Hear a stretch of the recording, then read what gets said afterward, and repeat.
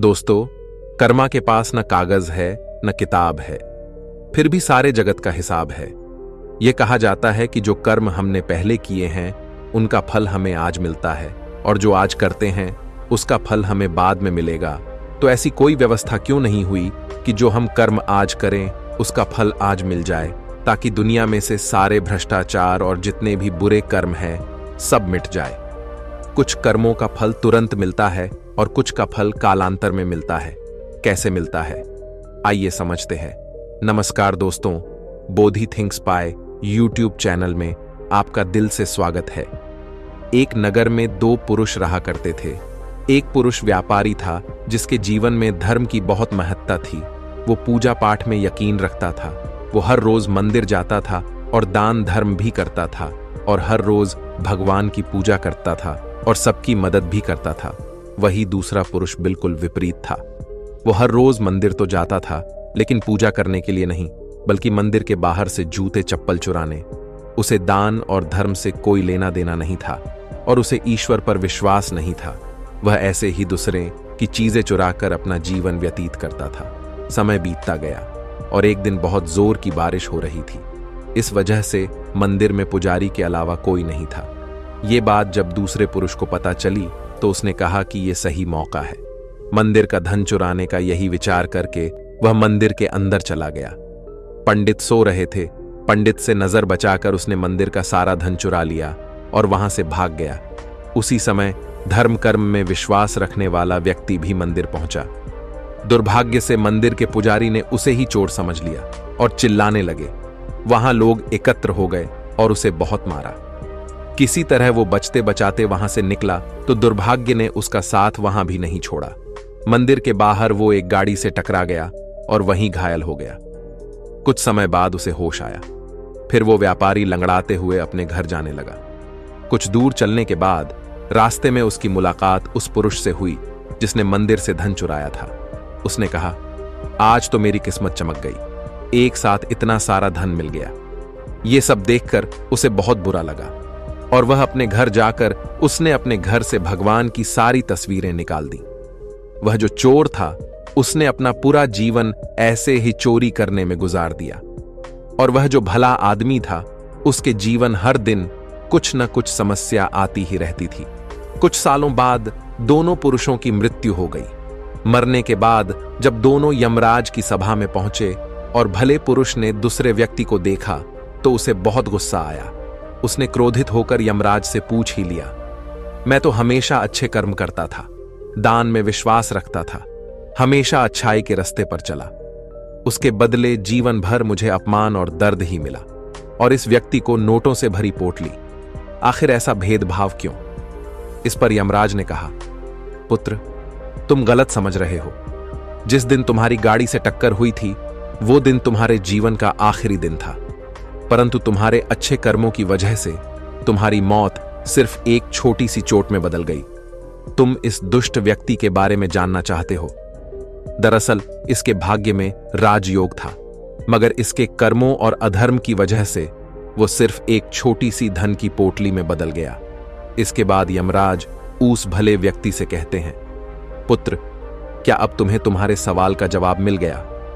ऐसा सोचना कि ईश्वर तुम्हारे कर्मों को नजरअंदाज कर रहे हैं, यह बिल्कुल भी सत्य नहीं है। ईश्वर हमें कब क्या किस रूप में दे रहा है मनुष्य को समझ में नहीं आता है, मगर आप अच्छे कर्म करते रहे तो ईश्वर की कृपा हमेशा बनी रहती है। आप उस फल से भाग नहीं सकते। भागने की कितनी भी कोशिश कर लो, पर वह फल आपको भुगतना ही पड़ेगा। इसके बिना कर्म शांत ही नहीं होता। हम कितने भी अच्छे बुरे कर्म कर ले, उसका फल हमारे साथ ही रहता है, चाहे वह हमें देर से ही मिले, लेकिन मिलता जरूर है। इस कहानी के माध्यम से आप यह समझ जाओगे कि कर्म क्या है। एक राजा था। वह अपने मंत्री के साथ देश का भ्रमण करने निकला था। भ्रमण करते करते राजा और मंत्री एक बाजार में पहुंच गए। उस बाजार में राजा का ध्यान एक दुकानदार के ऊपर गया। उस दुकानदार को देखते ही राजा के मन में न जाने क्यों यह विचार आया कि मैं इस दुकानदार को कल फांसी की सजा दे दूं। यह बात राजा ने अपनी मंत्री को बताया। मंत्री कुछ बोले उससे पहले राजा उस दुकानदार के दुकान के सामने से आगे निकल चुके थे और दूसरी बातें करने लगे। मंत्री बहुत ही चिंतित हो गया। ये बात समझ नहीं पा रहा था कि दुकानदार की गलती क्या है। दुकानदार से बिना कुछ बात किए, बिना कुछ सोचे समझे महाराज ऐसा फैसला लेने के बारे में क्यों सोच रहे हैं। राजा और मंत्री भ्रमण करने के बाद राज दरबार वापस चले गए। मंत्री को रात भर नींद नहीं आई।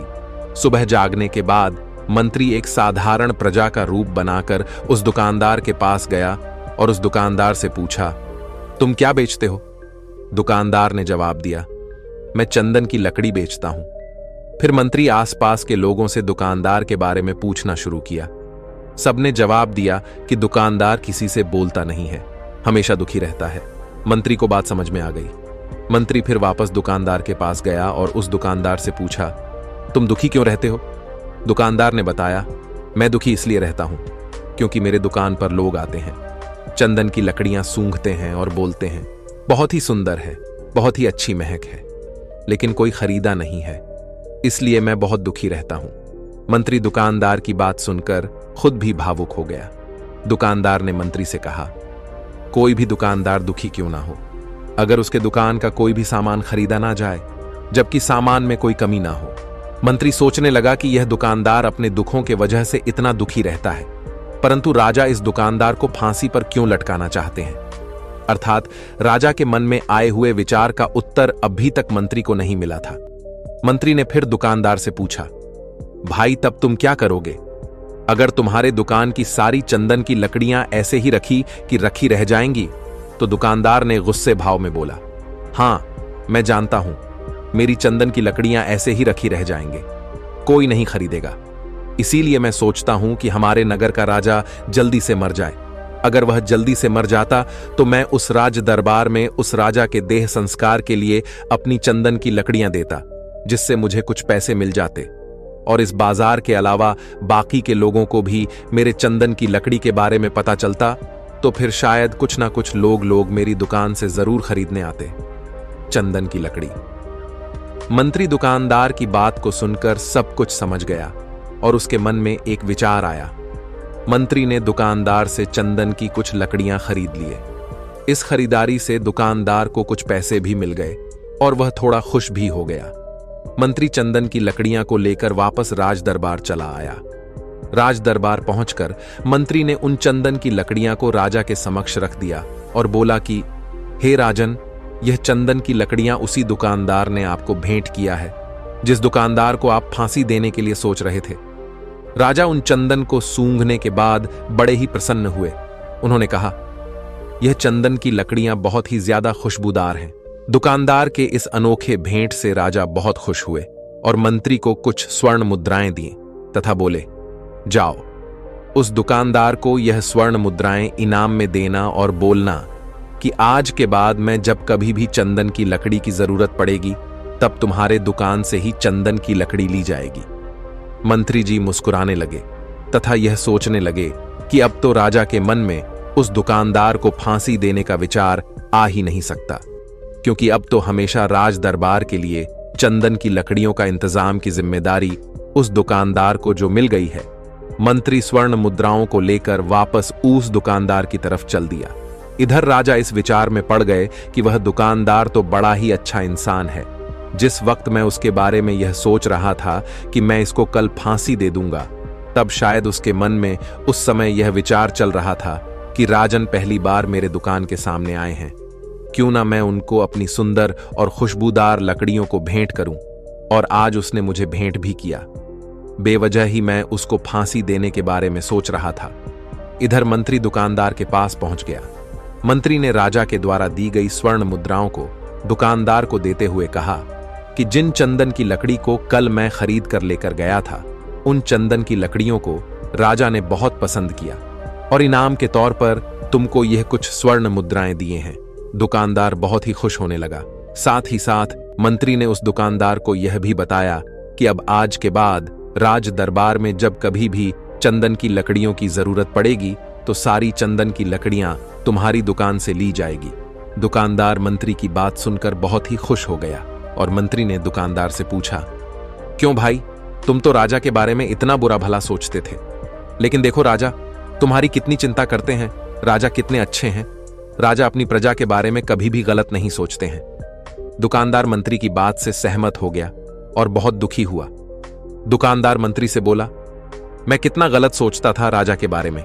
राजा तो बड़े ही अच्छे हैं, बड़े ही भले राजा हैं। भगवान करे कि राजा की बहुत ही लंबी आयु हो। यह बात सुनकर मंत्री भी बहुत खुश हुआ। फिर मंत्री वहां से वापस राज दरबार को चला गया। तो दोस्तों, अब आप समझ गए होंगे कि कर्म क्या है। कर्म एक बोले हुए शब्द है, कर्म एक वाणी है, कर्म एक सोच है, कर्म एक भावना है। कर्म हर एक इंसान की खुद के विचार होते हैं। हमारे विचार जैसे रहेंगे, हम वैसे ही कर्म करेंगे और उन्हीं विचारों के द्वारा की हुई कर्म हमारे सुख और दुख के लिए उत्तरदायी होंगे। अर्थात हमारे विचार अगर गलत हैं तो हमारे द्वारा की हुई कर्म भी गलत होगी तथा इसका परिणाम भी गलत निकलेगा। परिणाम स्वरूप हम दुखी रहेंगे। अगर हमारे विचार सही रहेंगे तो हम सही कर्म करेंगे, सही कर्म करेंगे तो फिर सही फल मिलेगा, जिससे हम सुखी रहेंगे। दोस्तों, इस कहानी से हमने यह सीखा कि अगर हमारे विचार सही रहेंगे, निष्पाप रहेंगे, तो उन्हीं निष्पाप और सही सोच की वजह से लिया गया हर फैसला सही होगा। जब सही फैसला लेंगे तब वह हमारे द्वारा की हुई सही कर्म होंगे। जब सही कर्म होंगे तो सही परिणाम मिलेगा, जिसके वजह से हम सुखी रहेंगे, हम खुश रहेंगे। तथा इसी जगह पर अगर हमारे विचार गलत रहेंगे तो हमारे द्वारा लिया गया फैसला भी गलत होगा और किया गया कर्म भी गलत होगा। तो दोस्तों, कैसी लगी आपको ये कहानी? आप हमें कमेंट सेक्शन में जरूर बताना, और अच्छी लगी हो तो इस चैनल को सब्सक्राइब जरूर कर लेना। तो चलिए मिलते हैं ऐसी ही कोई नई कहानी में। तब तक के लिए अपना ख्याल रखें। धन्यवाद और नमोः बुद्धाय।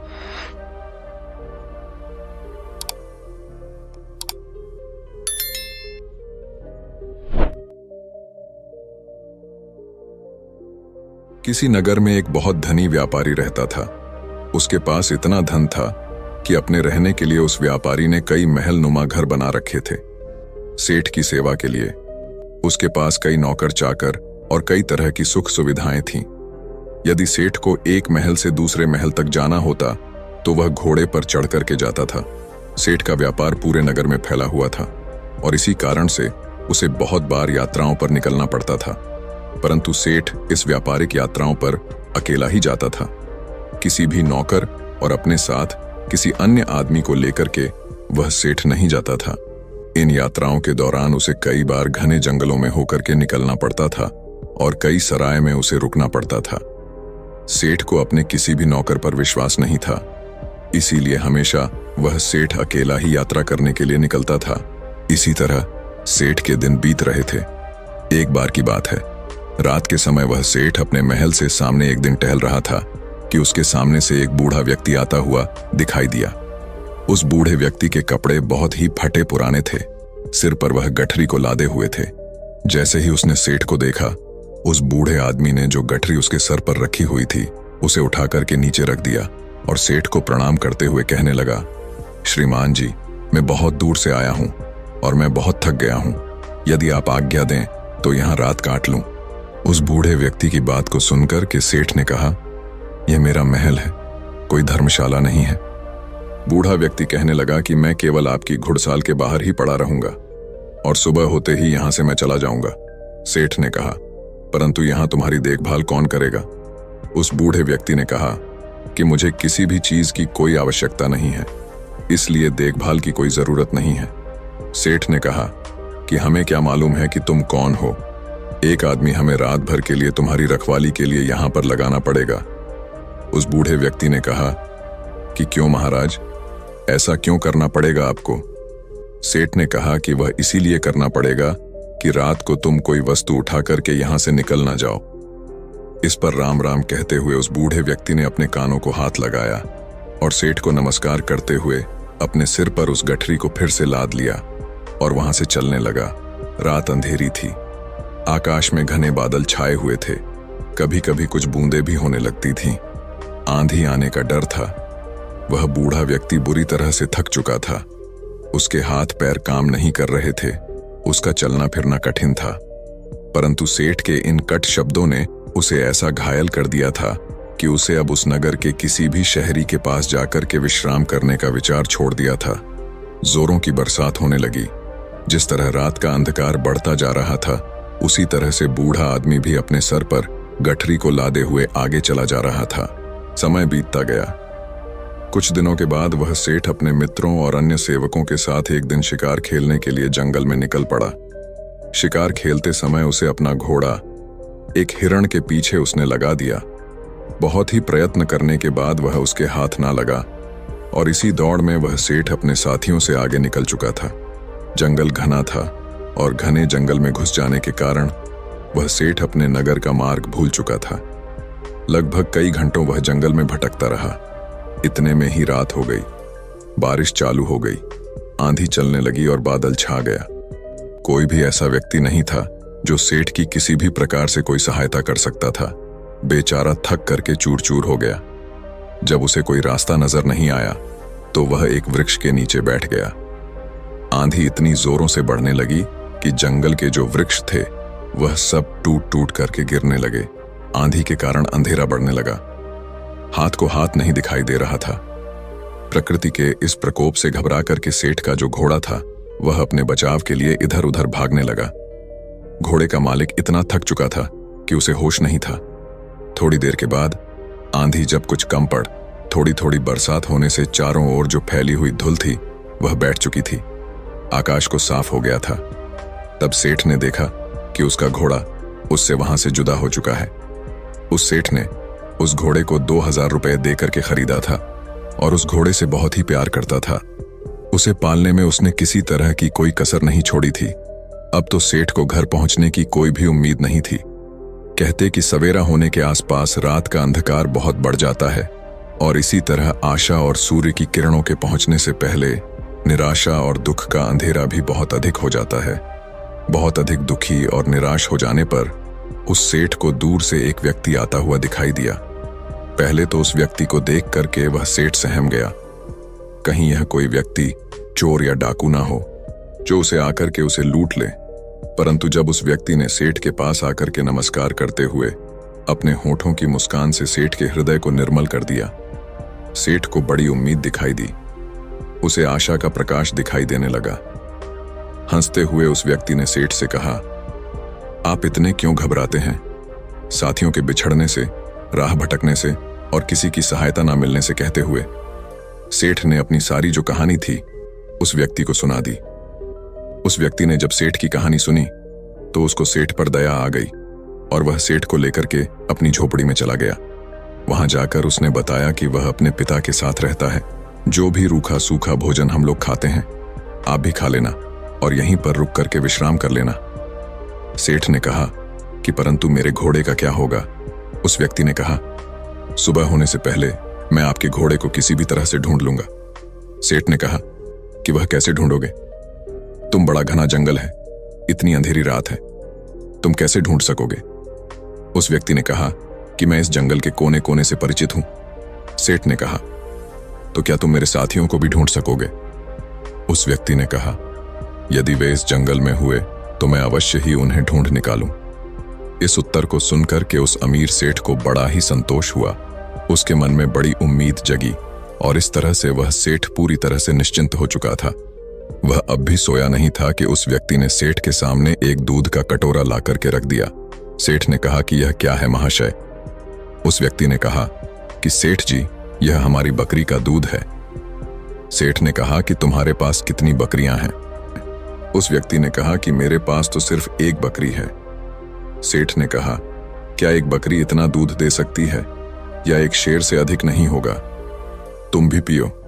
उस व्यक्ति ने कहा कि नहीं, पिताजी ने कहा है कि आज का जो भी दूध है वह केवल अतिथि सेवा में लगाया जा सकता है। आज हम लोग दूध नहीं पिएंगे। सेठ ने कहा कि ऐसा क्यों? उस व्यक्ति ने कहा कि हमारे यहाँ सबसे बढ़िया चीज दूध को समझा जाता है और अतिथि की सेवा में हम लोग इसको पेश कर देते हैं। मैं पिताजी का इकलौता पुत्र हूं और दूध हमारे यहाँ सर्वोत्तम भोजन समझा जाता है। पिताजी ने यह आपकी सेवा में भेजा है। सेठ ने कहा कि तुम तो सचमुच देवता हो। सेठ की बात को सुनकर के वह व्यक्ति कहने लगा, नहीं सेठ जी, देवता तो बहुत दूर की चीज है, हम तो पूरी मानवता को भी नहीं अपना सके। उसकी बात को सुनकर के सेठ ने कहा, नहीं भैया, मानवता तो आप में कूट कूट करके भरी हुई है। इस तरह बातें करते करते वह सेठ सो गया। अपने अतिथि की सच्ची सेवा करने वाला वह व्यक्ति चुपके से उठा और हाथ में मसाल लिया और अपने अतिथि के घोड़े को ढूंढने के लिए वहां से वह चल दिया। ढूंढते ढूंढते वह सुबह के समय के आसपास ढूंढा। बहुत ढूंढने के बाद आखिर उसे घोड़ा मिल गया। वह अपने अतिथि का घोड़ा ला करके अपनी झोपड़ी पर लौट आया। जब उसकी मां ने देखा कि अतिथि का घोड़ा मिल गया है तो वह उठ करके घोड़े के लिए सारा डालने लगी। वह जानती थी कि घोड़ा जंगल से घास चर करके आया होगा, परंतु फिर भी उसने अतिथि के घोड़े की सेवा करना अपना परम कर्तव्य समझा। घोड़े को यदि सारा ना मिलता तो शायद अतिथि सेवा अधूरी समझी जाती। सुबह के समय जब वह अमीर सेठ सो करके जगा तो उसने देखा कि उसका जो घोड़ा है वह सारा खा रहा था और अतिथि सेवक वह व्यक्ति उसके सामने हाथ जोड़े हुए कह रहा था, आज ईश्वर ने हमारी लाज रख ली। उसको सुनकर के सेठ ने पूछा कि कैसे। उस व्यक्ति ने कहा, सेठ जी आपका घोड़ा सकुशल मिल गया। यदि वह सामने की ओर निकल जाता तो शायद बाघ उसे अपना शिकार बना लेता। इतना सुनकर कि उस सेठ ने उस व्यक्ति को बहुत सा धन्यवाद दिया।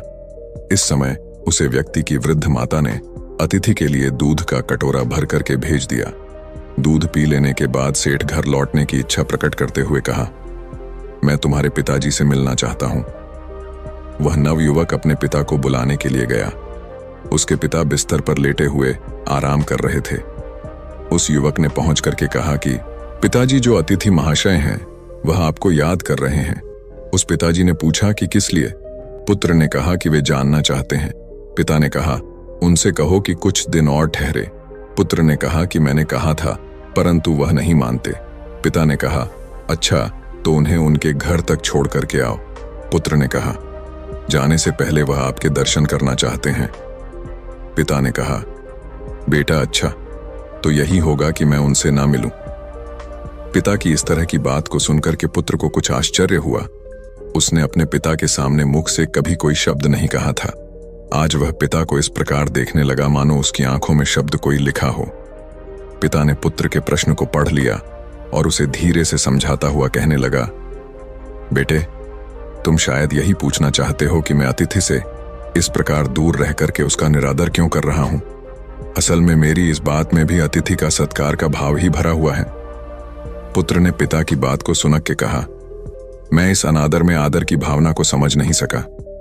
पिताजी, पिता ने कहा, समझाओ भी कैसे? ऐसी कौन सी कठिन बात है जो मुझे न समझ सके? पिता ने कहा, यह एक व्यर्थ घटना है जिसके बारे में बताना नहीं चाहता। पुत्र ने कहा कि अच्छा तो अतिथि महोदय से आपके बारे में क्या कहूं? पिता ने कहा कि यही कि पिताजी बूढ़े हैं और रोगी भी हैं।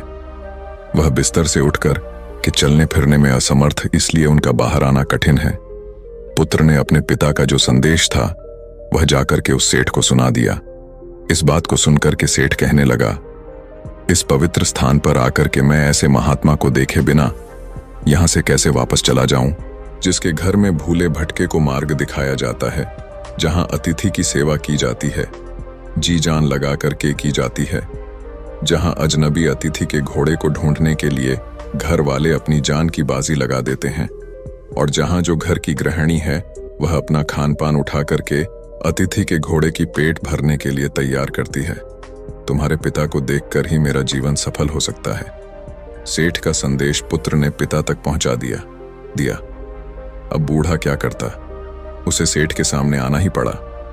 सेठ ने देखते ही पहचान लिया कि यह तो वही बूढ़ा है जो कुछ दिन पहले उनके महल के सामने सर पर गठरी उठाए हुए आया था। एक रात के लिए उसने आश्रय मांगा था और सेठ ने उसे चोर तक कह दिया था। कितनी दानव थी उसके दुर्व्यवहार में। इस वृद्ध के पुत्र ने अपनी मानवता का परिचय देकर के उस सेठ के हृदय को बिल्कुल बदल दिया था। अमीर सेठ हाथ जोड़ करके खड़ा हो गया और अपने दुर्व्यवहार के लिए उस बूढ़े व्यक्ति से क्षमा याचना करने लगा। बूढ़े व्यक्ति ने कहा, आपकी ओर से क्षमा याचना का प्रश्न ही पैदा नहीं होता है, क्योंकि मैं बाहर आकर के आपको उस पुरानी घटना की याद नहीं दिलाना चाहता था। आपके आग्रह को मैं टाल नहीं सका, इसीलिए मुझे यहां आना पड़ा। इससे शायद आपको बड़ा दुख हुआ हो, अतः मुझे आपसे क्षमा मांगनी चाहिए। सेठ ने कहा, कितना ऊंचा है आपका व्यक्तित्व। इतना कह करके वह अमीर सेठ उस वृद्ध के चरणों में गिर पड़ा। उसके नेत्रों से पश्चाताप के आंसू झर रहे थे। उसके होंठ फड़फड़ा रहे थे, मानो वह यही कह रहे हों कि इस बूढ़े की झोपड़ी महलों से भी ऊंची है, क्योंकि जहां मानवता का निवास है। इसके बाद उस सेठ को सुरक्षित वह सेठ अपने घर में लौट आया। इस घटना के बाद उस सेठ का हृदय परिवर्तन हो गया। जहां कठोर हृदय वाला वह सेठ था, उसे किसी पर विश्वास और दया की भावना उसके मन में नहीं होती थी। वही सेठ बिल्कुल बदल चुका था।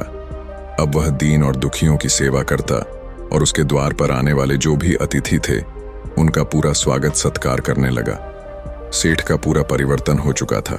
जो पत्थर दिल सेठ था, वह पूरी तरह से पिघल चुका था। दोस्तों, ये कहानी आपको कैसी लगी है, एक प्यारा सा कमेंट करके जरूर बताना। और यदि वीडियो आपको पसंद आया है, अच्छा लगा है, तो इस वीडियो को लाइक शेयर करके चैनल को सब्सक्राइब जरूर कर देना। तो चलिए फिर मिलते हैं ऐसी एक और नई वीडियो में एक नए मैसेज के साथ। तब तक के लिए अपना ख्याल रखें। धन्यवाद और नमो बुद्धाय।